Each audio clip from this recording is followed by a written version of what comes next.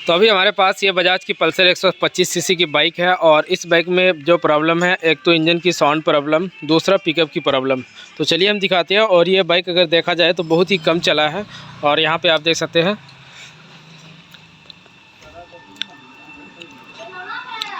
ये देखिए 11,928 किलोमीटर। और इतना चलने के बाद इसका जो यहाँ पे अगर आप लाइट देखेंगे तो ये भी लाइट यानी कि जला हुआ होता है, ये जो बंद होना चाहिए हमारा, ये लाइट भी बंद नहीं हो रहा है। तो इन सभी प्रॉब्लम को हम सॉल्व करेंगे और सबसे पहले आपको हम इंजन को स्टार्ट करके दिखाते हैं और इंजन की आपको साउंड सुनाते हैं। ये देखें इंजन की आप साउंड देखें किस तरीके से, यानी कि झझर झझर जैसा साउंड, कट जैसा साउंड। और यहाँ से अगर आप देखेंगे तो बहुत सारा आपको इंजन ऑयल लीकेज मिलेगा, क्योंकि ये देखें कितने ज़्यादा लीकेज है ऊपर से। और इंजन हीट अगर देखेंगे तो आप बहुत ही ज़्यादा इस तरीके से हीटिंग की प्रॉब्लम आता है और बहुत ही सारा प्रॉब्लम आता है। इन सारा प्रॉब्लमों को हमें सॉल्व करना है और इंजन की जो साउंड है उसे भी मस्त करना है। तो चलिए हम फटाफट से इंजन ऑयल निकालते हैं। हर एक चीज़ यानी कि बाइक हमारे पास सर्विस के लिए आया है, तो सर्विस के दौरान ये सभी चीज़ को हमें करना बहुत ही ज़्यादा ज़रूरी होता है। और इस तरफ से भी हम दिखा देते हैं आपको। और पिकअप के लिए हम क्लच प्लेट इसका चेंज करने वाले हैं, तो क्लच प्लेट को भी हम खोलेंगे और देखेंगे किस तरीके से हमें इसकी जो क्लच प्लेटें हैं उसे चेंज करना है और जो इसकी इंजन की साउंड है उसे किस तरीके से ख़त्म करना है। और जो इसकी लीकेज की प्रॉब्लम है वो हमें देखना है आखिर ये लीकेज कहाँ से आ रही है। तो कहीं पे यानी कि ये खुला भी था और खुलने के बाद इस तरीके से यानी कि प्रॉब्लम करने लगा लीकेज की। तो आखिर कहाँ पे मिस्टेक है, क्या प्रॉब्लम है, तो उसे हमें देखना है और इसकी इंजन ऑयल लीकेज को बंद करना है। तो चलिए हम फटाफट से इसका इंजन ऑयल हर एक चीज़ निकालते हैं और फिर आपको दिखाते हैं किस तरीके से हमें सॉल्व करना है। यहाँ पे हमने क्लच प्लेट भी पूरा निकाला, क्लच हाउसिंग, इसी के साथ साथ जो ये होता है हमारा टाइमिंग चेन, यानी कि इसे निकालने के लिए हमें हाउसिंग वगैरह ये सभी चीज़ यानी कि निकालना होता है। सीजर गियर इसको भी निकालना होता है टाइमिंग चेन खोलने के लिए। तो फिर हमें ये चीज़ जब हम क्लच प्लेट लगाएंगे तो टाइमिंग चेन इसका जो सीजर गियर का टाइमिंग होगा उसका टाइमिंग मिलाना होगा हमें। तो चलिए हम ये सभी चीज़ और ऊपर से जो टाइमिंग चेन का ढक्कन होता है उसे खोलना है और यहाँ से जो स्टेक होता है हमारा, चारों स्टेक को पूरा यानी कि बाहर करना होता है, तभी इन चीज़ों को हम बाहर निकाल सकते हैं। और यहाँ पे आप देखें जो कि इसकी क्लच सीजर गियर मेरे ख्याल से ठीक ठाक है, कुछ भी दिक्कत नहीं है, हाउसिंग भी बिल्कुल सही है। और यहाँ पे ये सारा चीज़ यानी कि ठीक ठाक, पर इंजन ऑयल जो निकला इसका बहुत ही ज़्यादा कीचड़, ये देखें आप, पूरा यानी कि ख़राब हो चुका है इंजन ऑयल। और यहाँ पे हम क्लच प्लेट दिखाते हैं आपको। तो सबसे पहले हम सेंटर दिखाते हैं आपको। तो यहाँ देखेंगे अगर सेंटर, तो इसमें बहुत ही ज़्यादा स्क्रैच और ये नकीर आ गया इसमें, ये देखें पूरा। तो इससे हमें साफ़ ये पता चलता है कि हमारी जो सेंटर है ये ख़राब हो चुका है। और अगर क्लच प्लेट की बात करें तो क्लच प्लेट हालांकि जेन्युइन है, ओरिजिनल है, पर क्लच प्लेट अगर यहाँ पे आप देखेंगे तो ये यानी कि निशान आ जाता है। कभी किसी भाई के दिल में ये होता है कि जब हमारा ये लेदर लग रहा है सही, तो क्लच प्लेट आखिर ख़राब कैसे हो गया। तो ये जलने के कारण से इसकी जो लेदर होता है, ये लेदर पूरा जल के राख हो जाता है, फिर इसकी जो पिकअप है वो पिकअप नहीं होता है आगे। ये देखिए प्रेशर प्लेट में भी हल्का निशान है, ये देखिए क्लच प्लेट जलने के कारण से ही, हमारा सेंटर हब कटने के कारण से ही इंजन ऑयल पूरा यानी कि गंदा हो जाता है।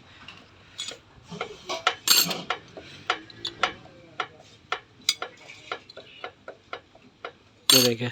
अब चलिए फाइनली इसमें हमें काम क्या करना है, इसकी जो क्लच प्लेट है, क्लच प्लेट सेंटर हब, इन सभी चीज़ों को चेंज करना होगा।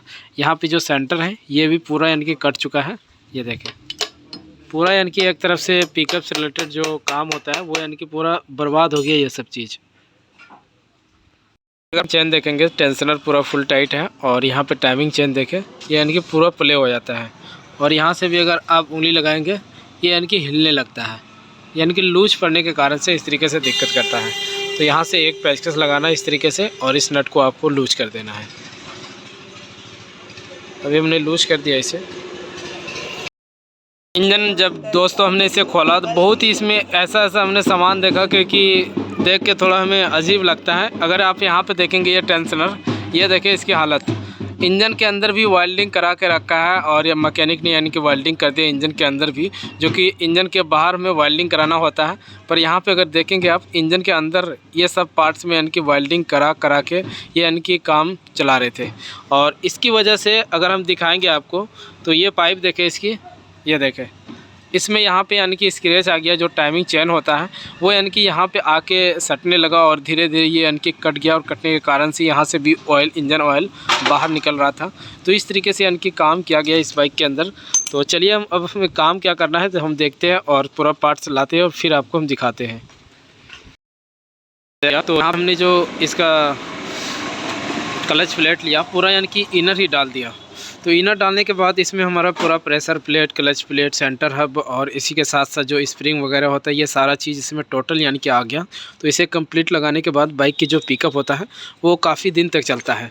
और यहाँ पे जो मैंने आपको दिखाया था जो गड्ढा हो गया यानी कि जो लीकेज की प्रॉब्लम थी यहाँ से, तो इसमें हमने गैस वेल्डिंग करा दिया। ये देखिए बिल्कुल ये बंद हो गया।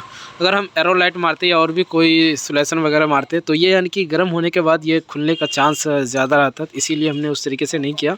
और यहाँ पे आप टाइमिंग चेन देखें, जो कि टाइमिंग चेन का लिंक 100 लिंक होता है इसका, 100 लिंक। और अगर आप पार्ट नंबर चाहिए तो वो भी हम दे देंगे, इसका और इसका दोनों। आप ज़रूर कमेंट करें और पार्ट नंबर आप ले सकते हैं आराम से, कुछ भी दिक्कत नहीं। तो यहाँ पे हमने पूरा साफ़ सफाई एकदम अच्छी तरीके से किया, आप देख सकते हैं। जो कि क्लच साइड से हमने वॉश किया और ऊपर से भी वॉश किया, क्योंकि इसका जो क्लच प्लेट जला तो क्लच प्लेट जलने के साथ साथ इसका यानी कि पूरा ये सब चीज़ यानी कि पूरा ऑयल जो होता है वो पूरा गंदा कीचड़ हो जाता है, जो कि इंजन पूरा हमें वॉश करना पड़ता है।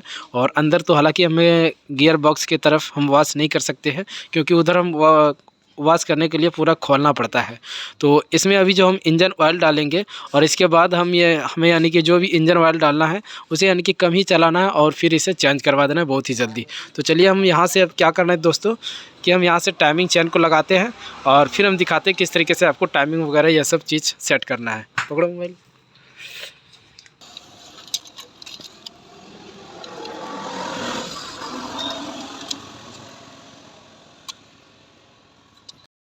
यहाँ पे कैम में एक वाशर आता है, ये देखें, जो कि यहाँ पे निशान होता है। यहाँ पे इस गड्ढा में ये अंदर की ओर पास होता है और इसे जो लगाना है ये लेवल जहाँ पे बराबर होता है ये ऊपर की ओर, और यहाँ पे जो कट है ये ऊपर की ओर, इस तरीके से ये देखें। और ये जो वाशर था इसे हमें यहाँ पे इस तरीके से फिट करना है। ये देखें ये हो चुका है। अब यहाँ पे हम इस स्पॉकेट को लगाना है। स्पॉकेट लगाने से पहले यहाँ पे एक बुश लगता है, उसे आप डाल दें। इस तरीके से बुश होता है, ये देखें ये हो गया। अब यहाँ पे हमें क्या करना है, इसे ऊपर की ओर इस तरीके से ला के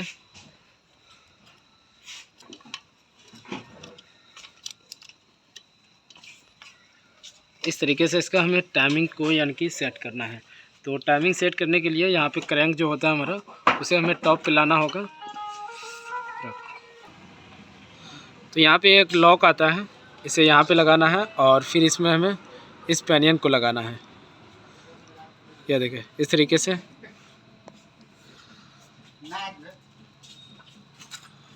इसमें एक बिंदी होता है निशान, ये देखें, ये हमें इस तरफ आगे की तरफ रखना है।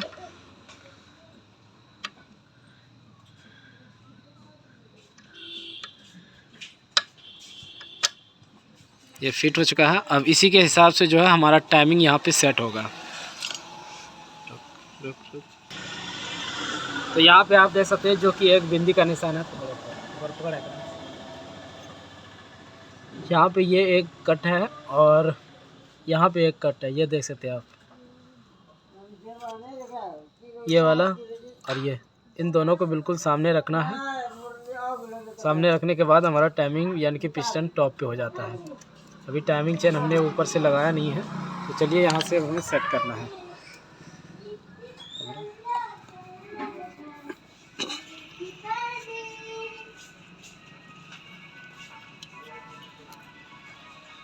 ये देखिए यहाँ पे जो बिंदी है कट का, इसे बिल्कुल साइड में रखना है, ये वाला और ये वाला बिल्कुल इसके सीधे में, और ऊपर जो टी है इसे ऊपर। अब यहाँ पे हमें सेट करना है।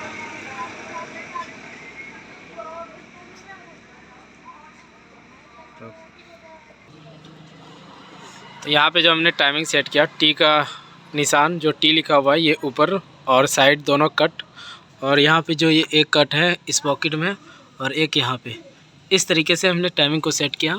अब यहाँ पे हमें क्या करना है, क्लच हाउसिंग यानी कि सेट करने से पहले यहाँ पे हमें सीजर गियर का टाइमिंग मिलाना होगा।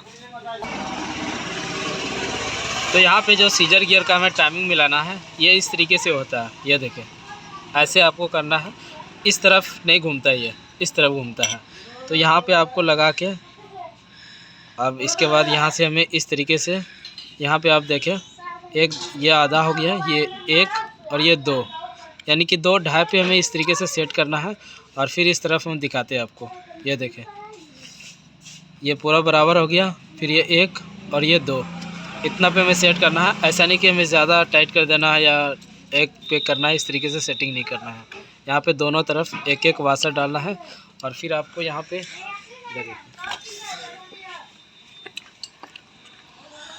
तो यहाँ पे आप ये देख सकते हैं, जो कि इसमें एक ग्रीन कलर, रेड कलर और एक वाइट कलर। तो इसमें यानी कि हम थोड़ा कंफ्यूज हो जाते हैं। तो इसमें अगर आप इस बिंदी में देखेंगे तो यहाँ पे एक बिंदी होता है, बहुत ही हल्का, इस दांत में बिंदी होता है। और यहाँ पे जो आप नकीर देख रहे हैं, ये वाला नकीर, इस नकीर में हमें सिर्फ आपको यहाँ पे इस तरीके से एक दांत आगे करना है और ये यानी कि यहाँ पे बिल्कुल सेटिंग पे आ जाता है।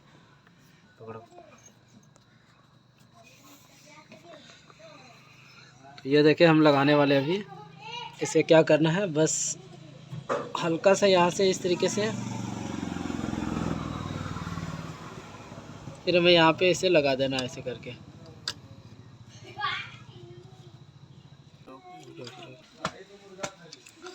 तो यहाँ पे देखें, जो ये एक जिस तरीके से हमने बताया सेम उसी तरीके से हमें लगाना है। इसके नीचे एक वाशर और ये एक साइड थोड़ा हल्का यानी कि बड़ा होता है, तो उसे आप अंदर डाल दें। और यहाँ ऊपर यानी कि छोटा साइज का, और इसके ऊपर एक वाशर डालना है, बहुत ही पतला वाशर होता है, बारीक वाशर, इस तरीके से। अब फिर यहाँ से हमें क्या करना है, क्लच जो हाउसिंग है उसे डालना है। अब यहाँ पे देखें आप, इस क्लच हाउसिंग को हमें सेट करना है।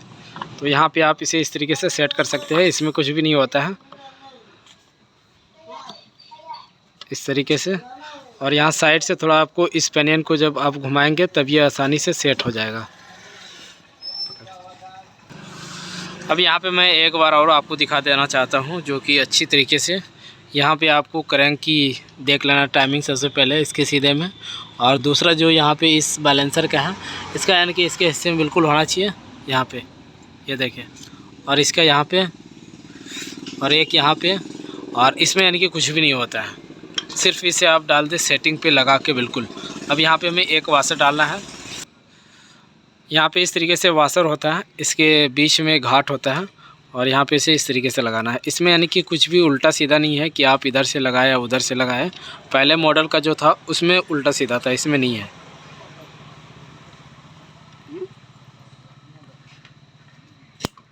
ये देखें, ये फिट हो चुका है। अब इसके ऊपर से हमें क्या करना है कि जो हाउसिंग है उसे हमें सेट करना है। ये देखें, क्लच का हमने पूरा इनर ही लिया, जिसमें ये पूरा कंप्लीट ही आता है। इसमें कहीं से कुछ भी यानी कि सिर्फ आप इसे लाएं और इसमें सेट कर दें।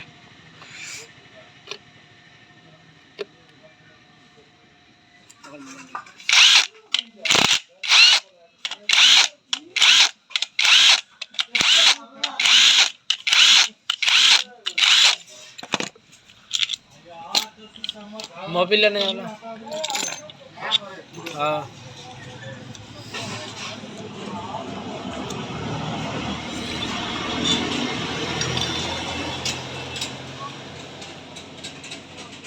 क्या इसमें ये हो गया, और प्लस में ये प्रेशर प्लेट, ये कंप्लीट आता है इसमें। तो यहाँ पे अगर ऑयल नहीं होता तो आपको इस तरीके से खोल के इसमें ऑयल डाल देना है। इसीलिए हमने खोला था कि इसमें यहाँ पे ऑयल डाल देंगे। तो इसमें ऑयल है, कुछ भी यानी कि डालने की ज़रूरत नहीं है। तो चलिए इसे हम फिट करते हैं।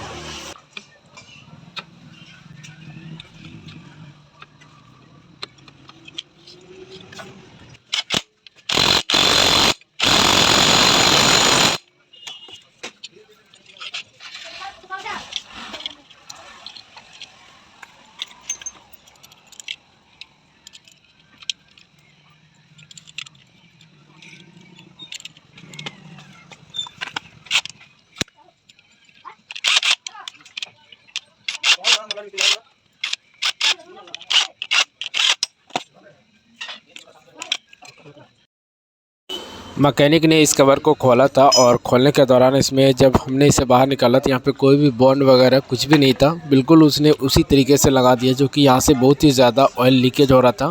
तो यहाँ पे फाइनली हमें बॉन्ड का इस्तेमाल करना है।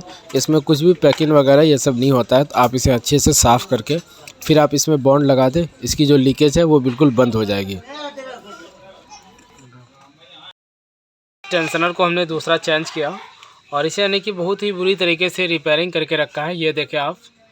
और यहाँ पे हम इसे लगाएंगे, जो कि अगर आप इसे ओरिजिनल की पहचान देखना चाहते हैं तो यहाँ पे आपको एडवोक कंपनी की मिलेगा, जो कि ये बिल्कुल जेन्युइन होता है। और ये भी देखें, यहाँ पे हर एक चीज़ बिल्कुल आपको सेम मिलेगा। ओरिजिनल में यही पहचान होता है कि ये हमारा ओरिजिनल पार्ट से है। तो इसे लगाने से पहले हमें यहाँ पे इसे इस तरीके से इसे पीछे की ओर करना होगा, यहाँ पे ऐसे टाइट। और फिर इसे लगाने के बाद तब इसे हमें इस तरफ खोलना है। पार्ट्स यानी कि फिट कर दिया है और इसमें इस प्लेट को खोलने के लिए ये यानी कि हमारा निकलता नहीं है। इस चारों स्टेक को हमें पूरा बाहर की ओर निकालना ही होता है, पर इसके बाद भी यानी कि ये जो कवर है हमारा ये पूरा यानी कि बाहर नहीं आता है। तो यहाँ से आपको करना क्या है, एक नट यहाँ से इसे पूरा बाहर निकाल देना है और एक ये दोनों बोल्ट यहाँ पे देख रहे हैं आप, ये और ये इसी तरीके से वो साइड में है, इसे भी खोल देना है। तभी हमारी जो इंजन है वो नीचे आती है और तब यानी कि इस प्लेट को हम निकाल सकते हैं। और वैसे यानी कि बहुत ही दिक्कत होता है निकालने में। और यहाँ से हमने टेंशनर को दूसरा चेंज किया और इंजन ऑयल भी डाल दिया। अब चलिए हम बाइक को स्टार्ट करते हैं और फिर हम आपको दिखाते हैं, टंकी वगैरह हर एक चीज़ लगा के फिर स्टार्ट करके दिखाते हैं आपको।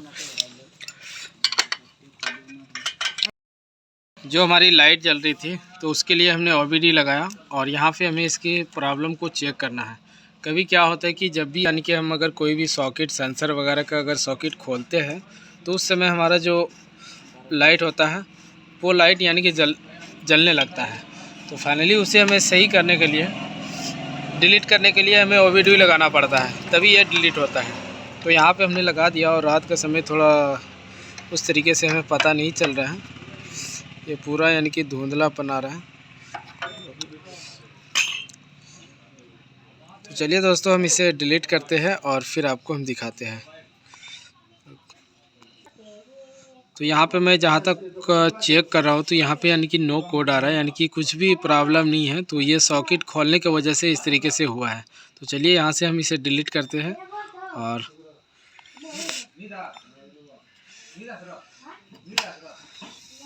फिर हम बाइक को स्टार्ट करते हैं और आपको दिखाते हैं इसकी साउंड किस तरीके से आया।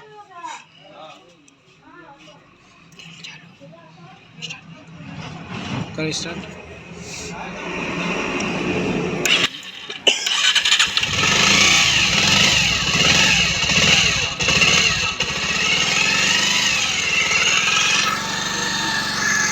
अब जो इसकी साउंड है पहले से बहुत ही अच्छा साउंड आया है। पहले क्या था, किटकिटाहट जैसा बहुत ही ज़्यादा साउंड आ रहा था, अब उस तरीके से बिल्कुल भी नहीं है। तो चलिए हम बाइक को ट्राई लेते हैं और फिर हम आगे दिखाते हैं। यहाँ पे जो लाइट ब्लिंक कर रहा था वो लाइट देखें आप, अभी यानी कि वो डिलीट हो चुका है। आज की वीडियो में बस इतनी ही जानकारी देना था। अब मिलते हैं नेक्स्ट वीडियो में। और आपने अभी तक हमारे चैनल को सब्सक्राइब नहीं किया है तो एक बार जरूर सब्सक्राइब करें और बेल आइकन घंटी को प्रेस करें और हमारे वीडियो को आप लाइक करें। तो थैंक यू दोस्तों।